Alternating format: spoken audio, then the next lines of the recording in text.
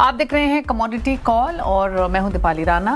बात करेंगे सोने चांदी की ट्रेडिंग स्ट्रैटेजीज पर भी फोकस रहेगा। दरअसल यूएस ईरान के समझौते की उम्मीद से सोने चांदी में रिकवरी लौटी है, लेकिन कीमतें अब भी एक दायरे में कारोबार कर रही हैं।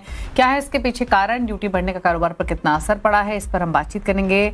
मातेश्वरी गोल्ड के सीईओ अनुराग रस्तोगी, एलकेपी सिक्योरिटीज के जतिन त्रिवेदी हमारे साथ मौजूद रहेंगे स्ट्रैटेजीज पर बातचीत करने के लिए। पर पहले सोने पर बातचीत करते हैं। सोने और चांदी दोनों के भाव को लेकर आपकी राय क्या है जतिन?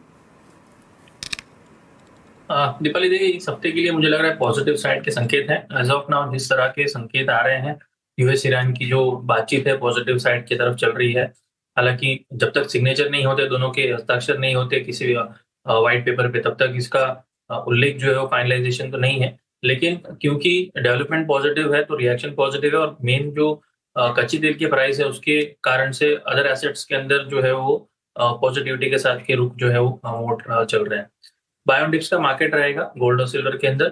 हालांकि रुपया जो है वो भी तेजी पकड़ रहा है, तो उसके कारण से हमारे घरेलू बाजार में जो है वो सोना ज्यादा बढ़त के साथ नहीं दिख रहा है कंपेरेटिव टू इंटरनेशनल मार्केट में।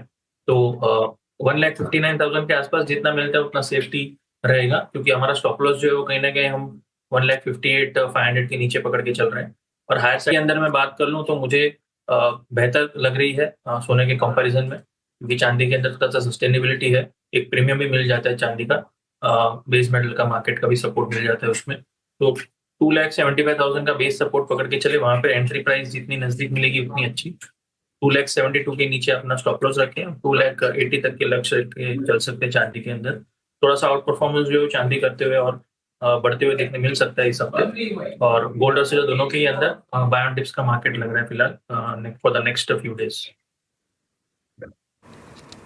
ओके, चलिए रुक रहे हैं। इसी के साथ एक ब्रेक के लिए लौटेंगे तो फोकस करेंगे स्ट्रैटेजीज पर। चल जाते हैं।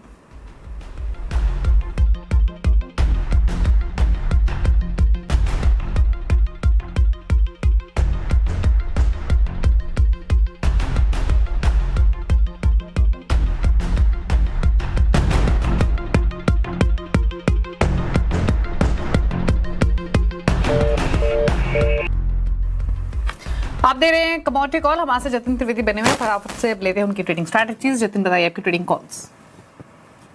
आप देखिए, बेस मेटल मार्केट मुझे अभी भी लग रहा है कि एक बढ़त के साथ और भी आगे बढ़ सकते हैं, क्योंकि जिस हिसाब से क्रूड ऑयल जब हायर साइड पे ट्रेंडिंग रहा है तभी भी बेस मेटल मार्केट ने परफॉर्म किया है, और जब भी नरमी की तरफ के क्रूड ऑयल के ट्रेंड आई है तभी भी बेस मेटल मार्केट जो अपनी बढ़त जो है वो पकड़ के रख रहा है। तो बेस मेटल मार्केट मेरे हिसाब से एक सेफ बेट रहेगा ऐसे अनसर्टेनिटी मार्केट के अंदर, जहाँ पर ओवरऑल जियोपॉलिटिकल इश्यूज कैसे बाहर और उभरते हैं तो पता नहीं है। तो कॉपर के अंदर और जिंक के अंदर, ये दोनों कमोडिटीज के अंदर अपॉर्चुनिटीज है। थोड़ा सा ट्रेस बैक भी हुआ है 1400 के लेवल के बाद से। कॉपर ने अच्छी खासी गेन्स जो है वो नीचे की तरफ रिट्रेस की है, तो 1350 के आसपास थोड़ा सा सपोर्ट लेवल भी है। 1330 के स्टॉप लॉस के साथ में एक स्विंग ट्रेडिंग के हिसाब से यहाँ पे अपॉर्चुनिटी है। 1365 से 1370 यहाँ पे आपके टारगेट्स रहने चाहिए। 1340 के आसपास जितना नजदीक आपको बाइंग एंट्री मिलती है उतना ज्यादा अच्छा रहेगा, क्योंकि ओवरऑल स्टॉप लॉस 1330 के नीचे बना कर रखा। जिंक के अंदर भी लेवल अच्छे हैं। 368 के स्टॉप लॉस के साथ में यहाँ पर भी बाइंग की सलाह रहेगी, या पोजीशन है तो होल्ड करने की सलाह रहेगी। हायर साइड पे 377 और 380 के लक्ष्य के हिसाब से जिंक के अंदर भी बाय या होल्ड की स्ट्रेटेजी बनाकर रख सकते हैं।